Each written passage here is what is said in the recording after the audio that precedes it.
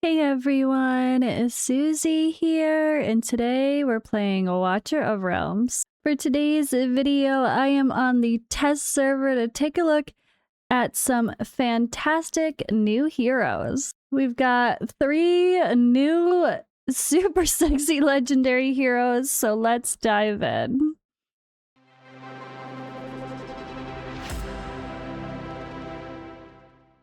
I feel like I have to start with Gretchen. She's a chaotic and infernal hero, fighter, normal damage, and we have a cinematic. So where does she tie in? Oh my goodness, she looks incredible. We have seen this character teased for, I don't know, 2 years now, I swear. I feel like this is one of the longer running teases that feels familiar. I could be wrong, but my goodness, does she look cool. Look at her. Damn. They do such a good job with the art overall.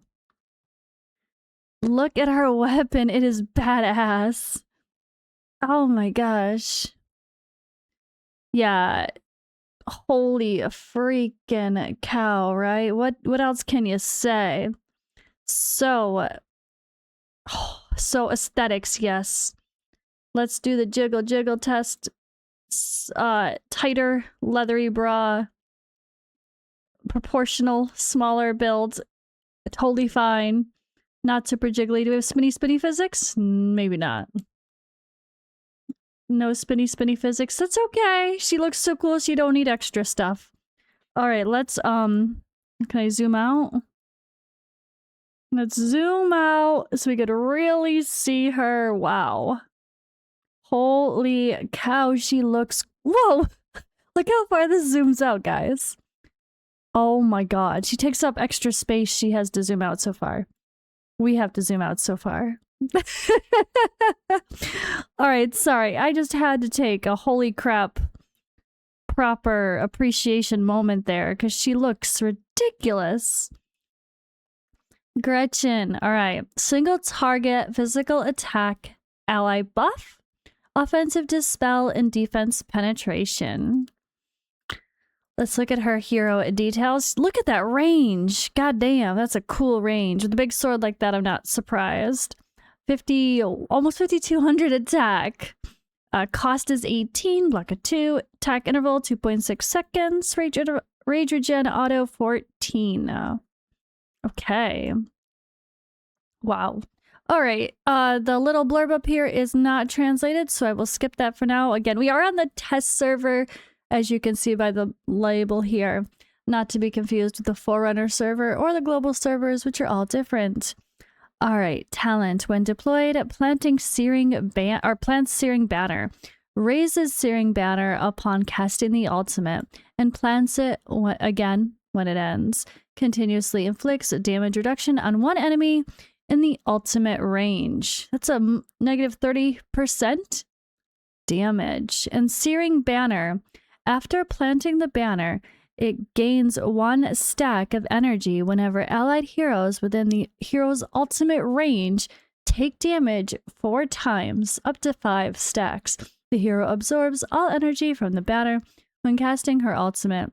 For each energy stack absorbed, the hero deals 180% damage to a random enemy within basic attack range 1 time and dispels 1 buff from it.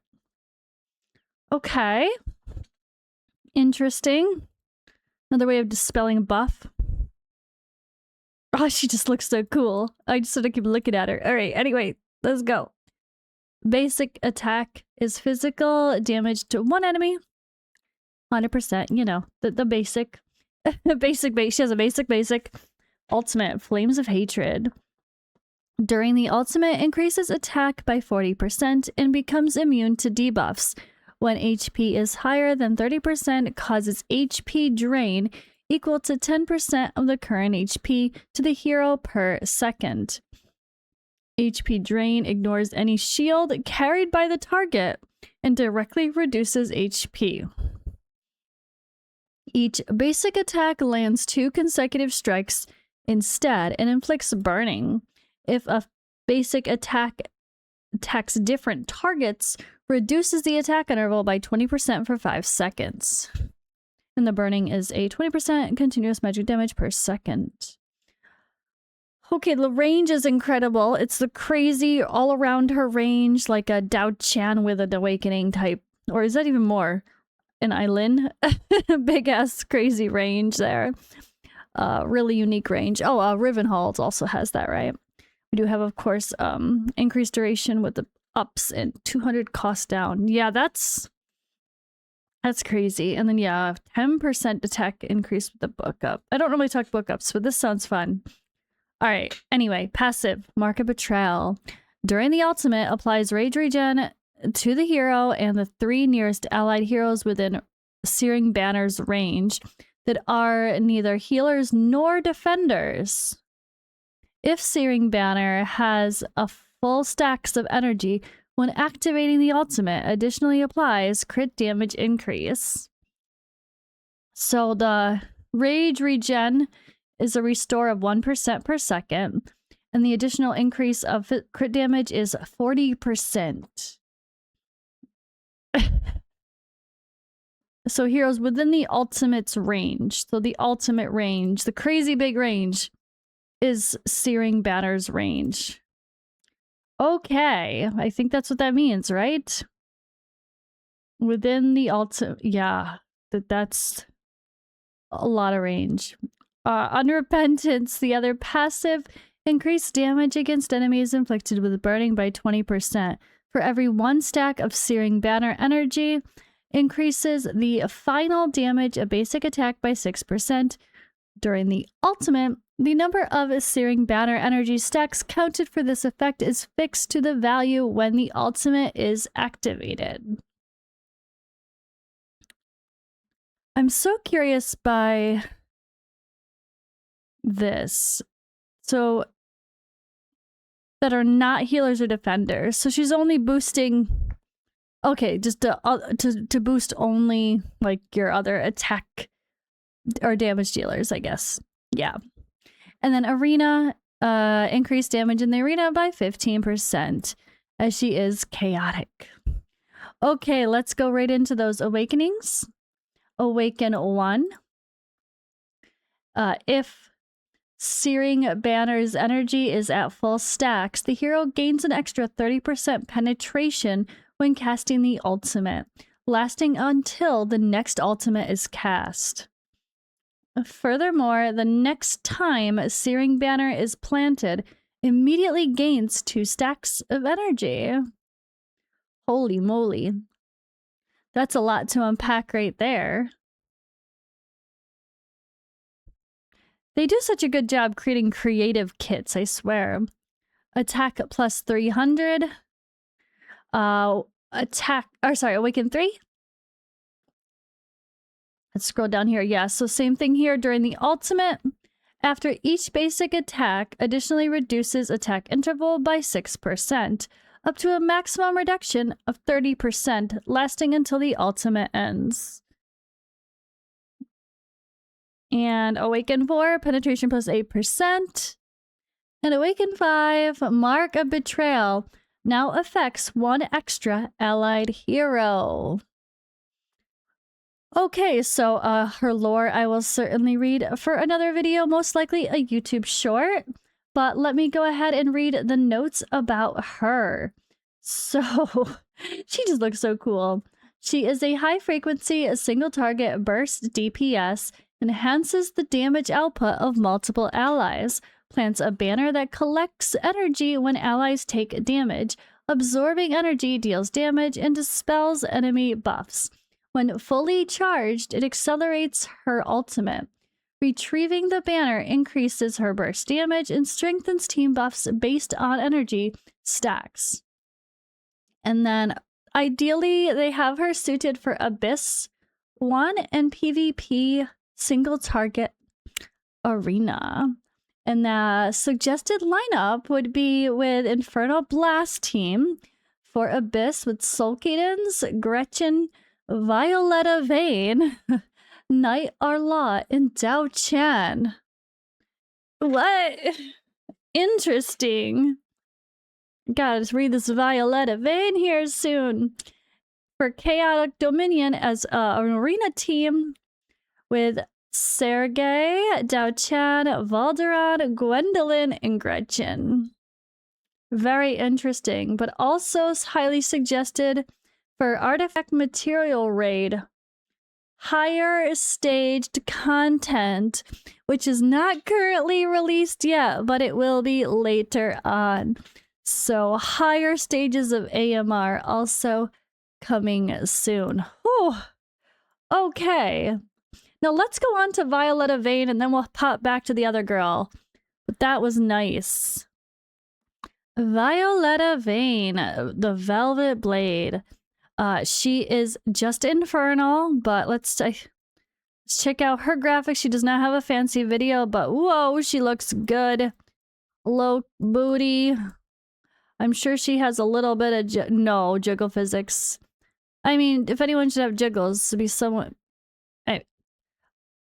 I don't know. No jiggle physics is a little weird on this one because it's so much showing. But maybe it doesn't need it because there is so much showing. And she's wearing metal, so maybe the metal really is keeping her in place. We'll go with that. But either way, gorgeous character. Let's quickly do the zoom out while I read the rest of her. So, a mage dealing magic damage. Very cool aesthetics here. I love her little twist. And it gives a little peek of booty. Single target, magic attack, continuous damage, and ally buffs are her tags. Again, still typical range for a mage. Attack is it's 4,600. We got a cost of 19. Attack interval 2.6 seconds. Rage regen auto 14. So pretty standard there as well.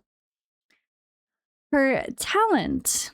When dealing damage, there is a 50% chance to inflict burning and infernal blaze on the enemy for 5 seconds. When conditions are met, infernal blaze converts into soul burn, lasting for 10 seconds. Ultimate attack is guaranteed to inflict infernal blaze and burning. Okay, so the burning is just the standard, and infernal blaze.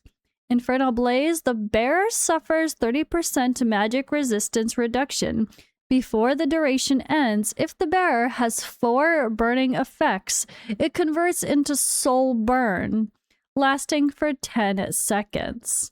Soul Burn, when triggered, inflicts burning effects equal to the amount currently on the bearer, and this inflicted amount is capped at 10. The bearer suffers 30% magic resistance reduction, and all burning effects on them are continuously refreshed for the duration. This effect cannot be repeatedly inflicted within 10 seconds. Okay. I love that they're bringing the burning back and the encouraging the infernal teams. I do have an A5 Soul Cadence, I think. Or like at least A4. I get him way too much. And I have an maxed out Lord Phineas with his artifact. Like, I have all these people that now have not been the meta, so... Oh, we don't have a new Infernal Lord yet, though. Is that coming? Hopefully Soul Cadence is good enough. Alright, well, let's read on through with the skills. Basic attack is a magic attack to one enemy, 100% damage. Ultimate, Execution Ceremony. Deals 150% magic damage 5 times to one enemy with the highest HP in range, and inflicts slow for 5 seconds. This is a movement speed decrease of 75%. If the enemy is already inflicted with Soul Burn, refreshes its duration and does not inflict additional stacks of Infernal Blaze. Meanwhile, the hero restores HP equal to 30% of her max HP. When deployed in a Lord team with the same faction, faction team members also restore HP equal to 30% of their own max HP. Interesting. So she's bringing some extra survivability there. That's pretty cool.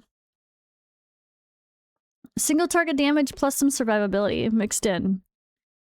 Interesting. I like it. Let's go. Unholy Flame is the passive. When inflicting Soul Burn, deals 50% magic damage to the bearer and spreads all burning effects up to 1 enemy targets within 1 tile of the carrier. Subsequent refreshes of Soul Burn only deal an equal amount of magic damage. And her other passive, Sadistic Delight. When an allied hero inflicts a burning on the enemy with Infernal Blaze or Soul Burn, for every 1 burning effect on the enemy, that allied hero gains 1% damage increase for 5 seconds, stacking up to 5 times. Okay, holy moly gumdrop. Wait, holy moly donut shop. Okay. These are so fun. I love their looks. I love her little twist and hello, take a look at my booty. That's what she's doing. She's like, check my booty. Check out my booty. Okay. Anyway, it's been a long day. Awaken 1. Increases the duration of Soul Burn by 6 seconds, and now only 3 burning effects are required to convert Infernal Blaze into Soul Burn instead of 4. Awaken 2, attack plus 300. Awaken 3, ultimate deals damage 1 extra time, and its damage increases by 5% for every 1 burning effect on the target, up to a maximum increase of 25%. I like that. I want that Awaken 3. All right, penetration plus 8% for the Awaken 4, and the Awaken 5. When inflicting a Soul Burn on an enemy, also inflicts Infernal Blaze on 1 other enemy with the highest HP within 2 tiles of them. If there are no other enemies in range, restores 20% rage to the hero. Okay, and again, her story will be read at another time.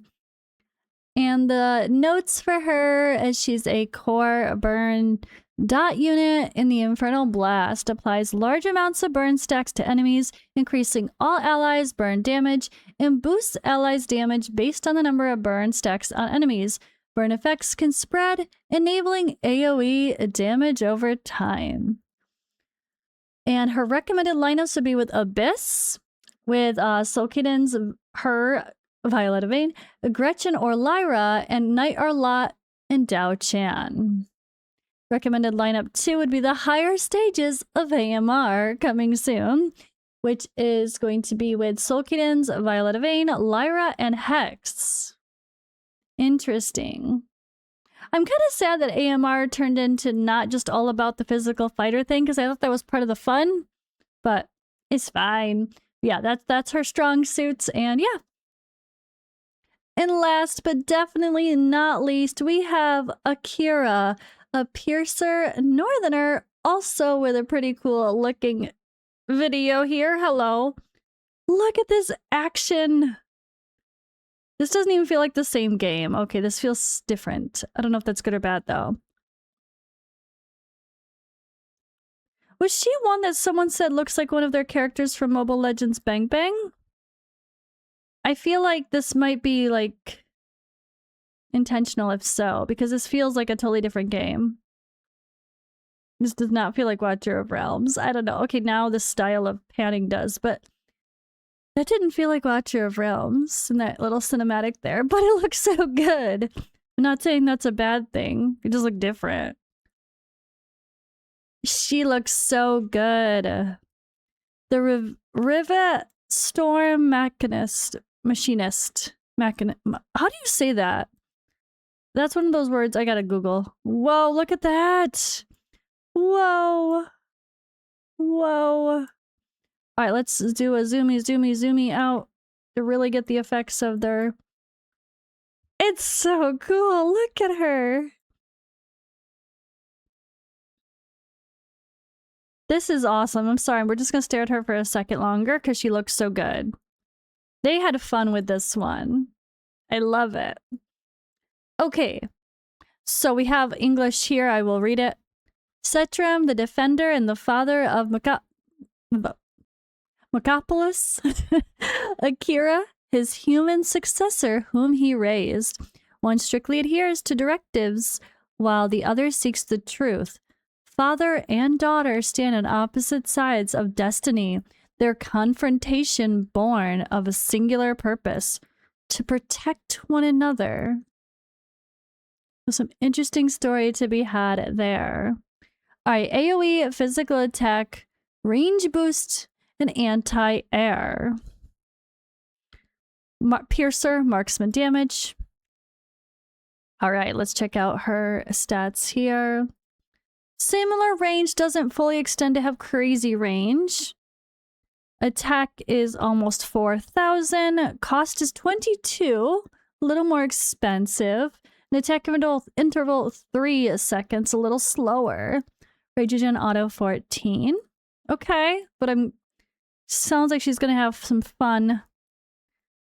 Range boost. Wait, what's the range boost? I guess we'll see that when we get there. So she has this as a range, but range boost is in her tag. So I'm guessing an awakening or something else does that. Or like maybe something like, what's her name? Like Valise with her summons where she has that extra, like, what do you call it? She has the extra range because her summons on the end of it. Okay. Akira immediately gains 1 phantom. Initial deployment cost is 12. Okay, wait, let's read that. Let's see what a phantom is first. Reduces cost by 1 every 3 seconds while in the deployment bar, down to a minimum cost of 5. When deployed, inherits 100% of the hero's attributes and basic attack. After 15 seconds, removes self. If the hero is about to take fatal damage, immediately triggers the removal, and the hero becomes immune to damage for 3 seconds. Wait, so are these like little Elowins, except her little fairies, except they're little damage dealers that she can plop anywhere she wants? That sounds fun. Okay.